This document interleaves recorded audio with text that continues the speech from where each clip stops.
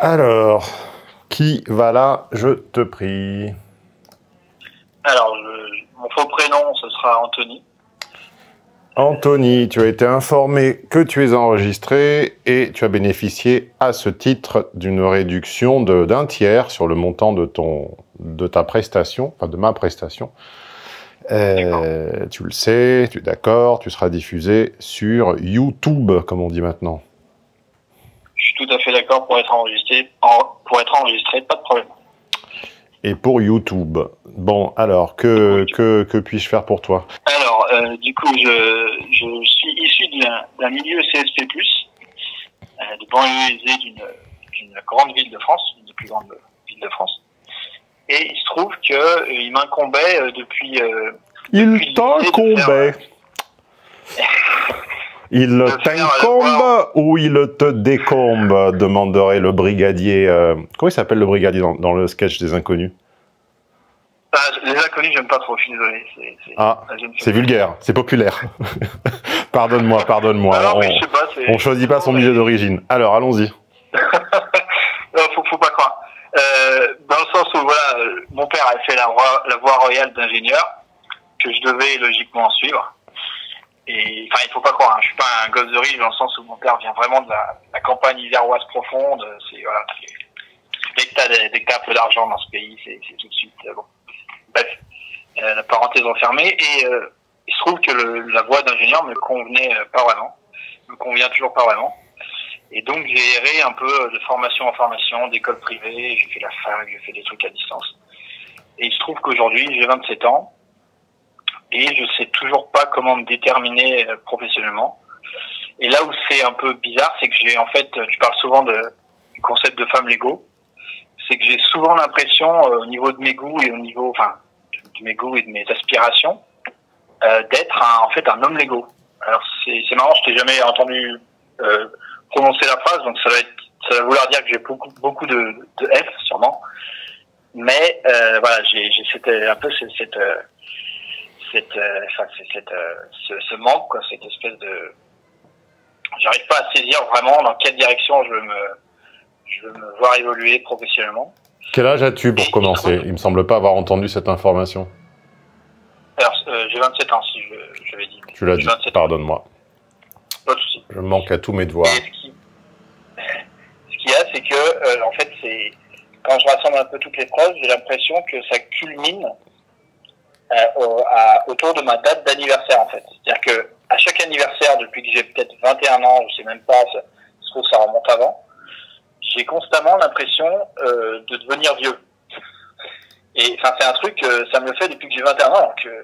Enfin, aujourd'hui, j'en ai 27. Et pour te dire à quel point ça va loin, c'est que je dis aux gens que j'ai 25 ou 26 ans parce que je n'assume pas le fait d'avoir 27 ans. Ce qui me semble pas être non plus un âge tout à fait sénile, quoi.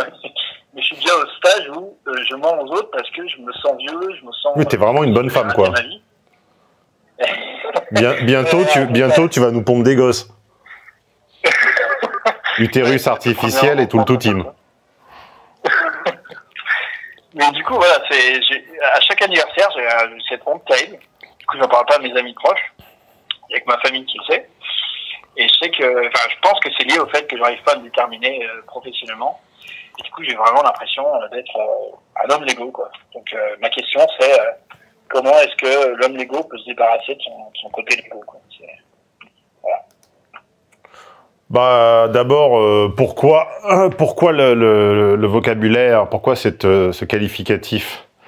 Je l'ai attaché à un caractère féminin parce qu'il est surreprésenté chez les femmes et donc j'ai décidé que c'était de l'archétype féminin, mais on peut tous avoir des archétypes de l'autre côté. Par exemple, la capacité géométrique et l'abstraction pure sont surreprésentées chez les hommes. C'est la raison pour laquelle il n'y a pas de femmes en école d'ingé et en prépa scientifique, ou très peu. Donc, on décide arbitrairement, je dis bien arbitrairement, que c'est un caractère masculin, mais ça n'empêche pas à plein de femmes de l'avoir, hein. Donc, tu ne vas pas, par ton seul exemple, me convaincre que la légotisation, la capacité à, entre guillemets, mouler ses préférences un peu molles sur celles de quelqu'un qui les a un petit peu plus dures, un peu plus raides que les tiennes, ne fait pas de toi n'invalide pas ma théorie. C'est simplement que c'est un caractère féminin. On a tous Même la fille la plus femme, dans un cas d'urgence, sait raisonner comme un homme, et vice-versa. Oui, bien sûr. Et vice-versa. Même le type le plus froid et rationnel, dans un cas d'extrême urgence, si son instinct lui dit bouge parce que un rocher va t'écraser, bon, il va pas calculer la vitesse du rocher, il va se casser, tu vois. Donc ceci étant dit, j'aime pas recourir forcément à l'anecdote personnelle pour l'élargir à l'intégralité de l'humanité, mais moi à 27 ans, je sais toujours pas ce que je voulais faire. Hein. Enfin, j'ai commencé à 27 ans. J'ai découvert ce que je voulais faire en animant ma première conférence à 27 ans au Train Bleu et en voyant que ce qui me paraissait évident, en fait, ne l'était pas pour les autres. Mais je m'emmerdais comme un rat mort. J'étais consultant chez CSC à l'époque, je m'emmerdais comme un rat mort. Hein. Et on s'inquiétait pour moi, ma mère s'inquiétait pour moi, notre médecin de famille s'inquiétait pour moi. Je n'avais jamais trouvé ma vocation, en fait. J'avais compris que je ne serais pas comédien, et donc je ne savais pas quoi faire et comment mettre à profit le bagage que j'avais reçu chez Jean-Laurent Cochet. J'avais bien compris que cette carrière d'intermittent du spectacle n'était pas pour moi, que je n'avais pas les réseaux pour y réussir, ni l'abnégation, ni les seins, les fesses et les jambes à échanger au bon moment contre la bonne place dans la bonne distribution. Je végétais jusqu'à ce que, par une après-midi de soleil rasant, je me rappelle, d'ennui entre deux missions, je ne me mette à taper... tu connais l'histoire, comment j'ai atterri sur un forum où les gens racontaient leurs rencontres? C'est parce qu'en fait, je cherchais le titre d'un livre que venait de publier le journaliste Michel Field sur les rencontres dans le showbiz. J'avais déjà cet intérêt pour ce qui motive les hommes à aller vers les femmes et vice-versa. Et j'aime bien comprendre les relations humaines, bon, comme vous le savez si vous m'écoutez. Et à l'époque, Michel Field, le journaliste, plus tard devenu président de France 2, etc., venait de publier un livre sur 15 ou 20 couples du showbiz et sur leurs rencontres un peu improbables, on va dire qui échappent au lieu commun, au sens propre et au sens figuré. Et donc je tape sur Google ou sur un moteur de recherche à l'époque, je ne sais plus, on était en 2004 ou 2005, je tape Field rencontre. Et là, je tombe, par rapport aux mots-clés, sur un forum qui s'appelait French Touch Séduction. Pourquoi? Parce que Field était la terminologie anglo-saxonne que les jeunes à l'époque trouvaient cool d'utiliser pour parler de draguer. Je vais sur le field, tu comprends? Et donc je tombe là-dessus, et je vois qu'en fait, il s'émerveille d'histoires de rencontres qui, à moi, me paraissaient assez simples et pas surhumaines, quoi, tu vois. Donc je raconte 2-3 pauvres rencontres de merde de l'époque, une dans le métro et une je sais pas où, et comme j'écris pas trop mal, ils étaient subjugués, tu vois. Et donc, du coup, ils me posaient plein de questions, et 6 mois plus tard, j'ai fait une petite conf gratuite, ou quasi gratuite, je crois que ça coûtait 10 ou 20 balles, et la salle était pleine et tout, et là, je me suis dit, mais il y a quelque chose qui me paraît super simple dans la vie, et en fait, qui ne l'est pas pour plein de gens, c'est de comprendre la psychologie de l'autre. Et j'ai compris qu'en fait, les hommes en étaient dépourvus, et que de base, ils étaient incapables de se mettre à la place de l'autre tout en restant à la leur, c'est-à-dire de ressentir de l'empathie et de la sympathie. Et encore aujourd'hui, tous les jours, je dois m'arracher j'allais dire les cheveux, je dois me pincer pour pas m'énerver quand je dis à un homme, mais écoute, cette situation, ce que tu me décris là, ça n'est pas logique, ça n'est pas plausible, ça ne peut pas se passer comme ça dans la tête de l'autre, et que je vois qu'il en a aucune idée et qu'il s'en fout en fait, ça l'intéresse pas et il ne comprend pas l'autre. Quand il y a un conflit, un litige, une négociation, quelque chose, et que je dis, mais voilà ce que l'autre est en train de penser, et qu'on me dit comment tu le sais, bah, je dis, bah, c'est logique, parce que c'est la seule chose que tu serais toi-même en train de penser si tu étais à sa place, mais il n'y arrive pas. Ouais. D'accord. Donc, pour en revenir à toi, petit 1, je vois pas ce qu'il y a d'inquiétant dans le fait que tu aies 27 ans. Petit 2, tu n'es pas au courant de tes propres forces et facultés, tout simplement parce que tu as l'impression qu'il faudrait avoir un trait de génie ou exceller au-delà de toute l'humanité, alors qu'en fait, il suffit d'être légèrement meilleur que les autres pour qu'ils t'écoutent. Et bah oui. Un expert, c'est quelqu'un qui en sait légèrement plus que celui qui l'écoute. C'est tout. C'est pas quelqu'un qui en sait plus que les 6 milliards d'êtres humains. Parce qu'en fait, j'ai aussi cette faculté. Je raisonne très instinctivement. Bah oui, parce que t'es une bonne femme, t'es une fille. Et c'est-à-dire que je sais quasiment d'avance détecter si un mec en fait va me paraître lourd ou genre con, ou enfin ça peut.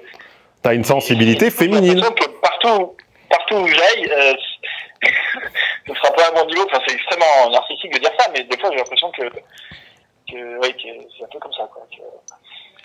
T'as une sensibilité féminine. Oui. Comment la répresser, enfin, me faire violence pour que. Bah, tu peux pas. Tu as des conseils pour. Ouais. Bah, tu peux pas. Il faut l'embrasser. Il faut l'étreindre, anagramme d'éternité, comme dirait Monterland. Il faut rencontrer ta part d'ombre. Hein, comme dit Mike Tyson, il faut rencontrer sa part d'ombre. Et il faut accepter que tu peux pas effacer ton ombre. C'est ton ombre. Ouais. Tu peux l'accepter, vivre avec, tu sais qu'elle sera toujours derrière toi. Sinon, t'es con comme j'allais dire un âne, mais un âne, c'est pas forcément con. Enfin, il y a vraiment qu'un animal qui peut avoir peur de son ombre, ou penser qu'à un moment ou à un autre, son ombre la lâchera. D'où l'expression lâcher la proie pour l'ombre. Je connaissais pas ça. T'es un type qui a de l'intuition, qui n'a pas de préférence très affirmée. Bon, bah voilà, c'est pas un drame. Tu peux faire une rencontre de quelqu'un qui te subjuguera et qui te donnera envie de devenir comme lui, ou tu peux revoir un petit peu l'ordre de tes priorités et décider que, je sais pas, tu vas te mettre en couple avec une personne qui habite pas ta ville ou pas ton pays, et puis qu'à la limite, ton job sera une variable d'ajustement, c'est-à-dire que tu prendras le job que tu trouveras là où votre couple vous emmènera vivre. Voilà. Ou bien rien ne peut se passer, puis tu peux te retrouver comme ça à 30 ans. Ou bien, voilà, t'es pas malade, t'es en bonne santé, il y a rien de grave. Tu me sembles un petit peu jouer avec les mouches quand même, mon garçon. Ouais. D'accord. Bon. Ok. Et aussi, j'aimerais t'interroger sur une problématique que j'ai, c'est que je suis extrêmement curieux, en fait. Et si tu veux, ça se manifeste, par exemple, quand je suis sur Internet. Alors là, si les gens écoutent, ils vont vraiment me prendre pour info, mais c'est très grave. Au point où j'en suis, je pense que c'est pas très grave. Si tu veux, j'ai 300 onglets d'ouvert, si tu veux. J'arrive pas à fermer les choses et à me dire, ça, je le mets de côté parce que je me dis que potentiellement, ça peut toujours m'intéresser. Oui, comme une fille, comme une femme fait avec les relations masculines. Ouais, un peu. On ne clôt jamais, et quand on ne clôt jamais, on n'est jamais vraiment dispo. Puis après, on se plaint de jamais rencontrer un type vraiment bien. Ben en fait, tu l'as croisé 15 fois, le type vraiment bien, sauf que t'étais pas dispo parce que t'avais 15 onglets ouverts. Ouais. Tu me sembles plus manquer totalement, en fait, de volonté et de capacité de concentration. Quand ça m'intéresse, je peux vraiment me concentrer, mais la volonté, je sais pas. Tu batifoles, quoi. Bah, tes études, en même temps, t'as batifolé, c'est pareil. Parce qu'on peut très bien ne pas se sentir une vocation d'ingénieur, mais faire comme Bibi, serrer les dents et aller au bout. Parce qu'un diplôme d'ingénieur, ensuite, c'est une clé, c'est une brique de Lego. Le diplôme d'ingénieur, c'est l'équivalent du carré au Tetris. T'as déjà joué à Tetris? Ah, bien sûr. Donc, tu vois que la pièce la plus difficile à emboîter, c'est le Z. Ah oui, je vois ce que tu veux dire. Et celle qui est entre les deux, c'est le L. Et le L ou le I. Et le plus simple, c'est le carré. Si tu n'avais que des carrés, bon, bah, il n'y aurait pas de jeu parce que ça serait tellement simple que tu les mettrais tous les uns à côté des autres, et puis voilà. Le diplôme d'ingénieur, c'est le carré. Et le diplôme en sociologie, c'est le Z. Donc, si tu avais eu du mordant et de l'agnac, parce que tu avais eu besoin de t'en sortir, parce que tu n'étais pas né avec une cuillère en argent dans la bouche, tu l'aurais fini ton diplôme d'ingénieur. Quitte à en baver et quitte à apprendre par cœur des trucs à la con dont tu te resservirais plus jamais, mais tout simplement parce que tu aurais compris que c'était nécessaire et que tu n'avais pas le choix. Tu t'es donné le choix de merdoyer dans tes études parce que tu n'as pas d'élan vital ou de pression qui te pousse à échapper à ton milieu d'origine. Ouais. Ouais, c'est ce que je me faisais la réflexion au niveau des...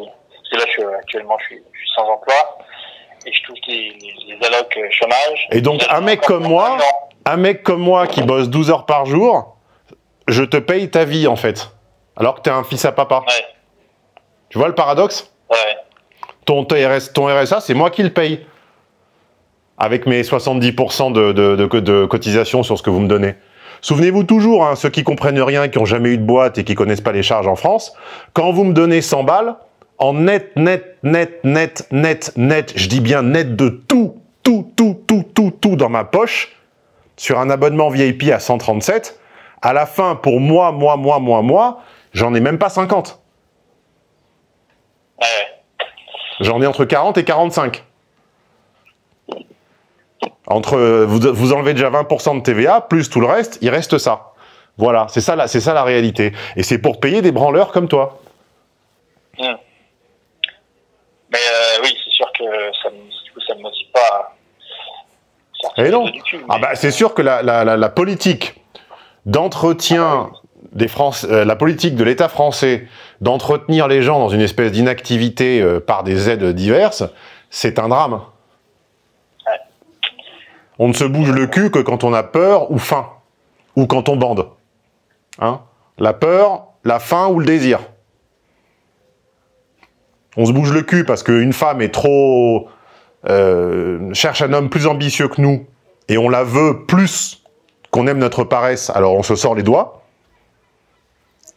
CF, le fabuleux roman Martin Eden de Jack London, que j'ai recommandé à mes clients... En fait, je propose, mais vous ne le voyez pas, des recommandations de lecture personnalisées par mail, par thème de séminaire. Donc, quand je lis un roman qui est fascinant sur certains aspects, soit je la fais moi, soit je donne à Quentin, qui aime bien le logiciel lui permettant de faire ça.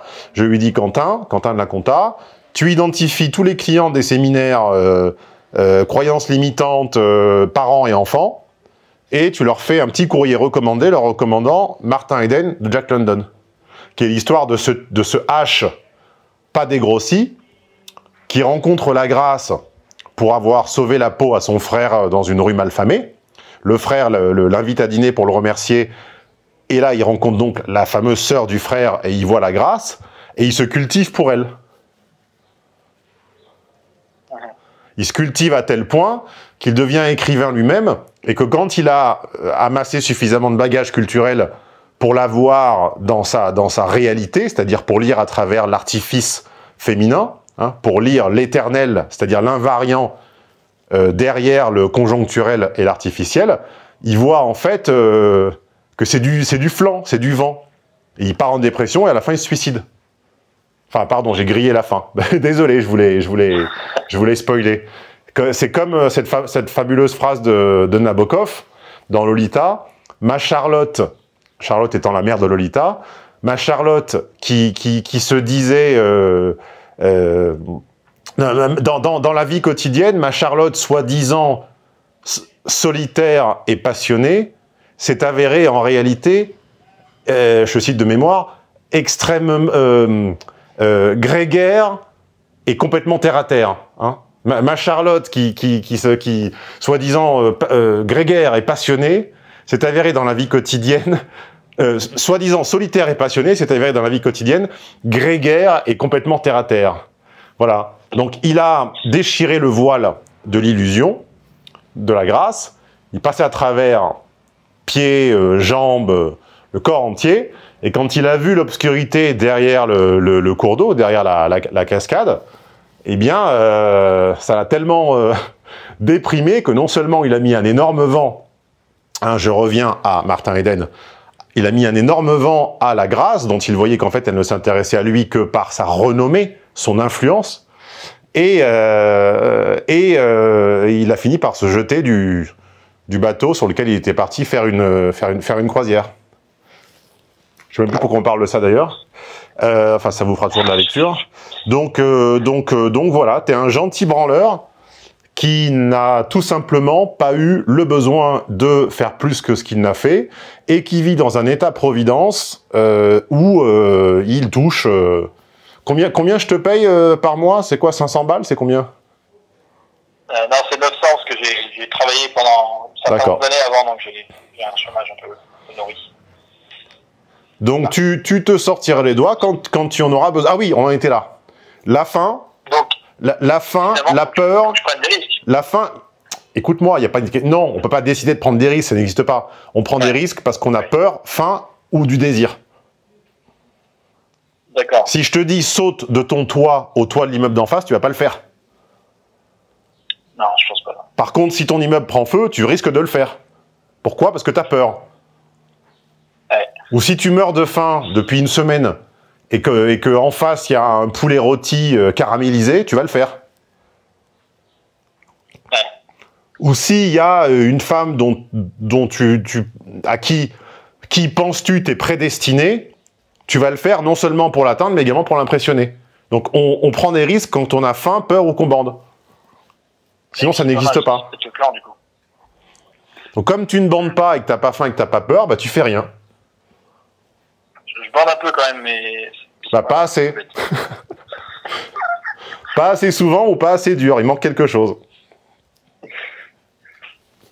D'accord, je vois. Je te souhaite d'avoir l'un des trois. Je te souhaite d'avoir faim, peur ou d'aimer quelqu'un. Qui t'oblige à te dépasser, bien sûr. Si t'aimes quelqu'un en dessous de toi, tu ne pourras être qu'une pâle version de toi-même. Moi, j'ai déjà quitté quelqu'un parce que c'était tellement, entre guillemets, simple et que, en fait, ma pente, je me sentais devenir une version diminuée de moi-même. Ouais, mais j'ai déjà vécu ça. On l'a tous vécu, simplement le fait de mettre des mots dessus, tout à coup ça paraît misogyne. Mais c'est pas les mots qui sont misogynes, c'est une réalité.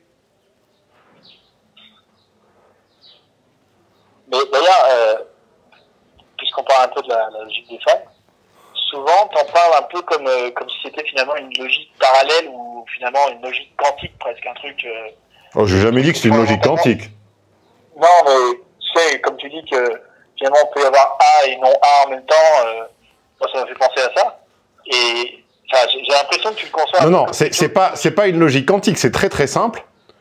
Mais tout le système fait pour le présenter comme justement quelque chose d'absolument imprévisible, qui n'a aucun sens et qui échappe à tout raisonnement.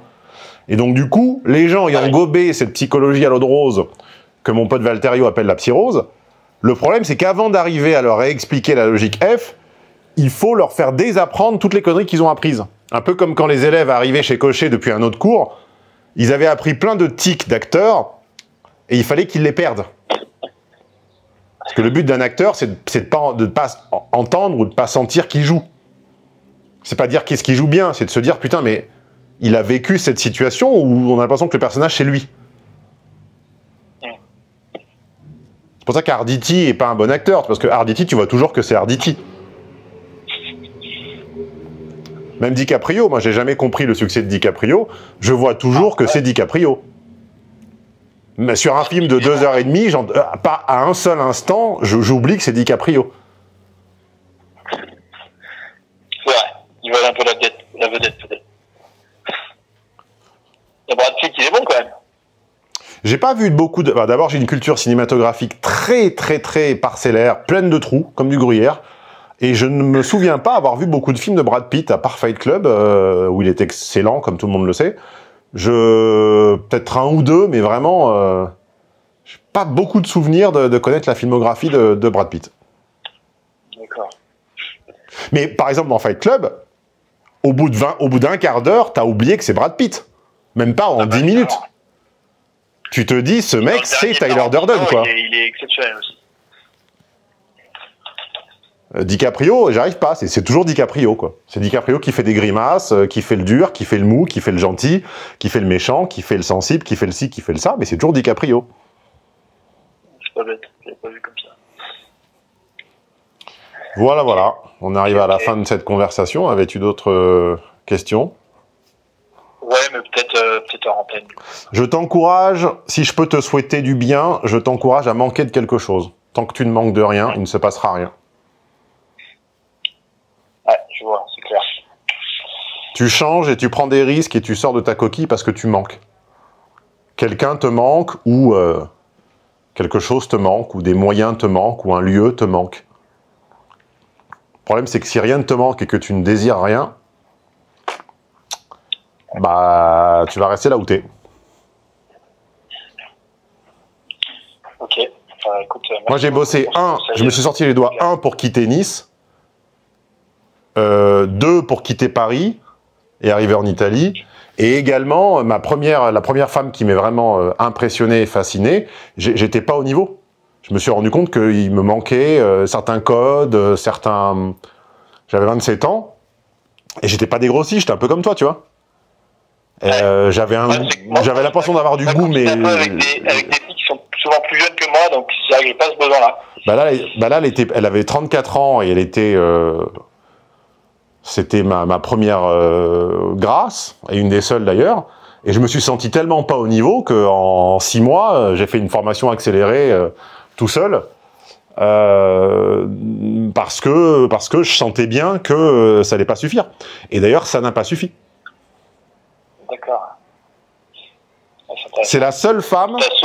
C'est la seule femme, sauf que c'est vraiment c'est la seule femme vraiment qui m'est quittée au sens où je ne l'ai pas provoquée et pas souhaité. Il y en a une deuxième qui m'a quitté, mais bon, j'avais déjà décidé de déménager en Italie, enfin, ce qui était déjà une rupture symbolique, donc ça ne compte entre guillemets pas, puisque j'avais créé les conditions pour que ça se produise. Mais ça, c'est vraiment la seule femme qui m'est quitté par insuffisance de mon côté, quoi. J'étais trop jeune, j'avais pas assez de capital économique, j'avais pas assez de capital culturel, j'avais pas assez de capital symbolique, je pouvais pas du tout lui offrir la vie qu'elle a ensuite choisi de vivre avec un mari beaucoup plus âgé. Elle est partie vivre entre Amsterdam et une île en Grèce qui s'appelle Paros. Je ne pouvais rien lui offrir de tout ça, et j'étais distrayant, j'étais sympathique, j'étais distrayant, j'étais ci, j'étais ça, mais j'étais pas au niveau. Et ben crois-moi, ça m'a fait super mal, et je me suis ressorti les doigts. J'avais l'impression que j'étais arrivé parce que j'avais mon petit studio, mes petits costards, etc., etc. Non, j'étais juste... c'est comme une barre de progression quand tu recharges ton téléphone ou ton ordinateur. J'avais l'impression d'être à 80%, j'étais à 20, quoi. Ah, je vois. Donc finalement, tu as souvent utilisé le changement de lieu pour te sortir un peu les doigts aussi. Déménager à Paris. Ah bah oui, j'avais des projets très clairs et très cartésiens et très matériels, moi. C'est pour ça que je me méfie des gens qui, soi-disant, avec l'espèce de philosophie un peu immatérielle et dématérielle, maintenant les gens ne rêvent plus d'objets ou de trucs concrets. Et donc je sais pas tellement ce qui les fait bander et ce qui les fait se sortir les doigts. Moi, mon but, c'était d'habiter dans un appartement haussmannien avec une cheminée qui fonctionne. Je l'ai fait et je l'ai eu. C'était d'avoir, avant mes 30 ans, la Porsche dont je rêvais quand j'étais gamin. J'ai déjà raconté 50 fois l'histoire. Je l'ai eu à 30 ans et 6 mois. C'était d'habiter en Italie, etc., etc. C'est des trucs très concrets. Si tu désires rien, bah, tout ce qui te reste, c'est de rencontrer une femme trop bien pour toi. Je te le souhaite. Et que tu te mettes au niveau. Ouais. Ok, je vois. Très bien, écoute. Bonne chance. Merci beaucoup, Stéphane. Ciao.